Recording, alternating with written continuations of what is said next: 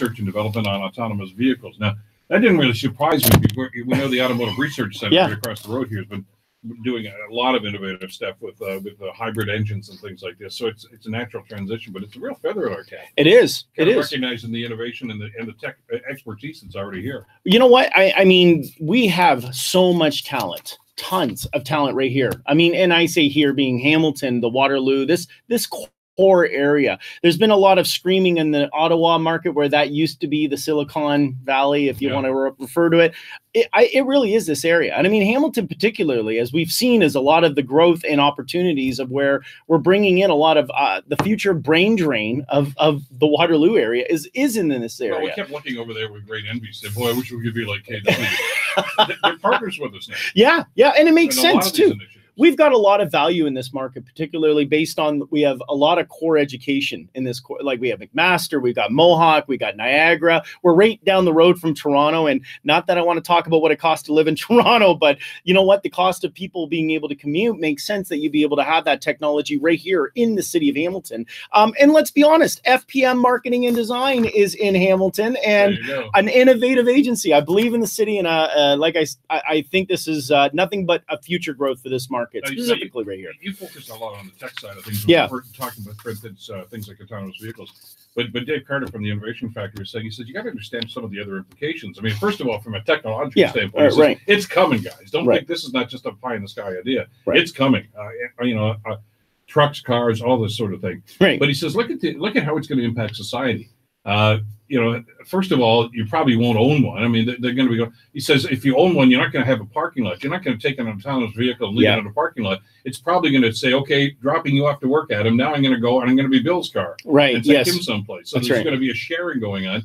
But he says, if that's going to be the case, he says, we're going to start building houses without driveways. Why would you need a driveway? It makes perfect sense. And so it's going to change city planning. It's going to change transportation. Yes. It's going to be incredible when this happens. And it is on the way. It's not even on the way. It's already here. I think what they're working on is fine tuning it. Right. Exactly. And I think that's the part which is very we're hearing these things happen. And I think we talked about it 2 years ago on this show. We said it was coming. And now they're rolling out. I mean, I would say the fine tuning is going through its, I'd say, growing pains. We talked a little bit about some of the, I would say, challenges that have happened in regards to Uber. Remember that case that happened not long ago.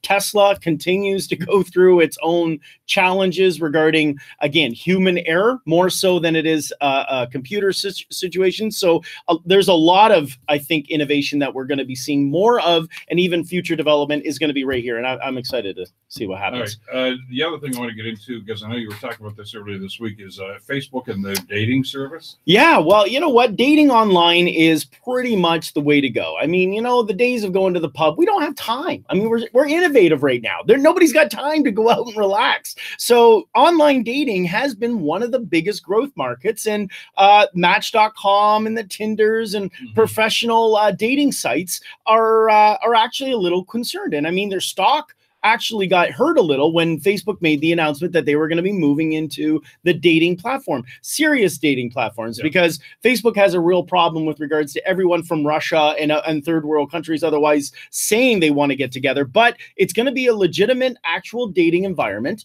And in this place, I think, honestly, it's a little too soon. Facebook's got a lot of problems right now with regards to some unfortunate media that they've had. And just a little, I don't know if you've heard about it, Bill, but Facebook has been scrutinized in how they handle our data. Following, by the way, is Twitter is now, if anyone, just a quick highlight on data, reminder, people, please change your Twitter because they also sold their information to Cambridge Analytics, not to the extent of Facebook. But going back to Facebook in regards to its dating platform, it is going to be, in my opinion, maybe a great option for people to consider to use. It's got everything you need to know. I mean, it knows what you like. It's seen what you want to go or where you want to go. It knows what your habits are. So really, you don't even need to fill in the profile. You just have to sign up and it knows everything about you. So I don't know how successful it would be or how trusting the world believes Facebook will help me find that significant other in my life. But they are going to take a shot at it. And you mentioned Cambridge Analytics. That's one of the other great stories this week, of course. They're packing up shop here in Canada, You hate to see a business fail, don't you? And I mean, all these guys did was mine other people's personal information and sell it to the highest bidder. So, you know, everybody makes a mistake. We've all hit our roadblocks. And you know what? 1, 2, skip a billion. You know what? They accidentally got everything. So you know what? Yeah, no tears shed on that case. Yeah. But you know, goodbye, Cambridge Analytica. Don't let the door hit you. That's right. On good news, though, Amazon's coming to Vancouver. Remember that. That's going to be great news. So I think we can expect that some people that would be obviously let go, there will be opportunities for more innovation development in this country. Anyway, we were talking about Facebook a second ago. Talk to me about this internet satellite. Well, as Facebook's trying to hold its ground and try to save face, wonk wonk, it's right now announcing it will be building an internet satellite system that will provide high-speed internet around the globe. So similar to where we would be buying from our cellular services, why buy just cellular in your local backyard when you could be able to buy a Facebook satellite internet capability? And they're claiming Facebook will be able to provide internet in remote areas as far south and north as Antarctica and the Arctic. So we will never have to worry about internet again, Bill, because of Facebook. There you go. That's going to be sensational. So if you're ever stranded in Antarctica, you can still get Netflix. And 10 years from now, we'll be laughing over. Do you remember when Facebook stole all our data? Now they're helping us get online. What Facebook. A bunch of nice guys. We can't thank Zuckerberg enough for giving us the ability to have this internet and now know where I am at all times. Let's talk about Amazon. They're always in the news just about every week. Prices are going up. Well, you know, as I mentioned, they've got some growth, and we talked about Amazon Prime being such a great little product, right? And it was funny today. I was just ordering Amazon Prime some products for the office, and it's going up 20%. So where I was mentioning it was $100, 110 or 120, it's going up another 20%. I guess when you claim about 4 weeks ago to your shareholders, hey, look how much money we made on Prime. Now they can come in and go, since we have so many, let's jack it up 20% and watch our shares increase. However, I got a little secret. This is a little bit of a tidbit, and it's perfectly legal, Bill. I got a little secret right now on Amazon. If you want to keep the price of what the Amazon Prime is, they're selling at today's rates an Amazon Prime subscription card. So it's a gift. You can be able to gift it for someone. Well, what doesn't say is there's no expiry on it. So if you want to be able to renew your Amazon Prime, I believe you're allowed to buy up to 5. You can buy 5 years worth at today's rates. That's my little tip and trick on Tech Talk for you. If you want to use it, it's up to you, but it is perfectly legal, and you are capable of still being able to buy an Amazon Prime account right now at a 20% discount. All right. Is there anybody out there, by the way, who doesn't have a video chat feature now? You know, I know, and it's kind of, you know, I was thinking about this the other day when I was talking to my daughter. We're doing the voice, and the video wasn't working. I was using Hangouts on Google because I have Android, and so you know the video wasn't working. So my picture was on, and my youngest was like, "Dad, I can't see you. We can't talk. Can you call me back when the video works?" And I'm thinking, you know, there was a time when you just talked on the phone. Now, this is my 10-year-old, right? So I said, well, hang on, let me get a better connection. It was almost like we weren't able to speak because we couldn't see each other. So to answer, it's amazing. You know, chatting 8 years ago was unheard of with regards to how we'd be able to talk or communicate, right? So long and the short is that, yes, it is with everything. We are so used to it. And if you've got any kind of communication device that doesn't have interconnection or FaceTime, you're pretty much out there. It doesn't matter. So Instagram has now taken on FaceTime because Facebook wants another market. They're now offering the ability that you can have up to 25 people through Instagram to have video chatting. So if you're feeling like you need your Instagram to do more, it is going to do so. All right. So to answer my question, is anybody out there without a video? Apparently not. The answer is no. If you're an instant message, they have it. Absolutely. We're talking about autonomous vehicles and trucks just a couple of minutes ago. And AnheuserBusch, the guys in Big Budweiser, are jumping right into this. What's interesting is that they bought, not from Tesla, which has announced that they've got the first rolling electric autonomous trucks, but from the company Nikola Motor Company, which is in the middle of a lawsuit worth billions of dollars with Tesla. And so they've ordered 800 electric AnheuserBusch beer delivery trucks. So the next time you purchase an AnheuserBusch product, you can feel really good knowing that it used 0 emissions in getting the product to your bar. And the one thing to really to share is that Nikola trucks can travel up to 500 to 1,200 miles, depending on the weight of the vehicle. That's amazing. 1,200 miles. That's what, like almost 3,000 kilometers. Yeah. That's amazing. Now that's on an empty, right? I mean, 500 is when it's fully loaded. It goes by weight based on what's needed. So sure. I share this with you because I thought that was quite relevant when it comes to where we're moving in autonomous and electric vehicles, tractor trailers specifically. Boy, if they could get vehicles, cars and things like that to move that kind of mileage, that would be incredible. And that's the biggest knock against them right now. Yes. Yeah, exactly. We drive a lot in this country. We do. And you know what? I mean, part of where we're seeing our, delivery trucks is still going to be around. Rail is going to be around. So a lot of it in the ability to be able to make it less, harmful to the environment based on the idling and otherwise. You know why? It was funny. The guys at McMaster came up at the Innovation Factory, had a phenomenal product when I was doing the keynote speaking. And that was one of their solutions, was on the back of the tractor trailers, having a solar powered cooling charging station that would actually control the power pack on the tractor trailer itself. It was phenomenal. And that's right here. I saw that they were building it and have a patent pending on that. All right. Tech Talk, we do this every Friday. Let's talk about mind reading technology. Well, I got to get one for you and me, and eventually we may not even have a radio show because we'll just know what each other is thinking, and just telepathically we just stare in silence at each other. But Microsoft has a patent.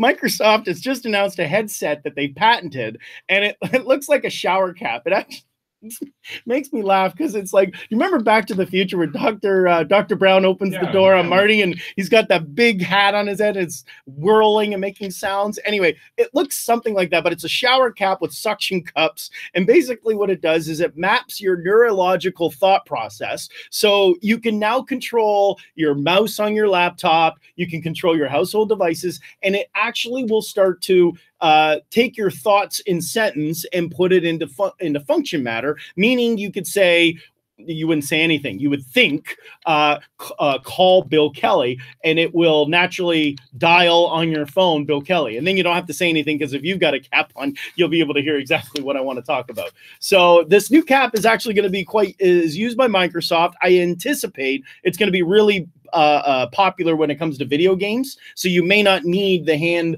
finger control motors skills anymore. You can actually use your mind to play whatever game you be playing. So Microsoft has got this patent. So I'm willing to bet this is going to be a lot more topic we'll be discussing on Tech Talk. Yeah, but if you have that sort of thing where you don't even need to talk. Yes. It's just, you have to think something, and it's going to call and get, what's Siri going to do? Well, why are you ignoring me, Siri? The only thing I can think of is how many relationships are going to end because of this. Because it'd be like, when you're sitting there in an argument with your spouse, you got this cap on, you're like, oh, brother, I heard that. No, I was thinking it. That doesn't matter. So remember that movie Jim Carrey did, Liar, Liar? Yes. Yeah, that's right. He couldn't help but say whatever was on his mind. That's right. Yes, the truth. Yes. There'll be no secrets if this thing starts to become. I don't think people are seeing the bigger picture of what this product's going to start turning out.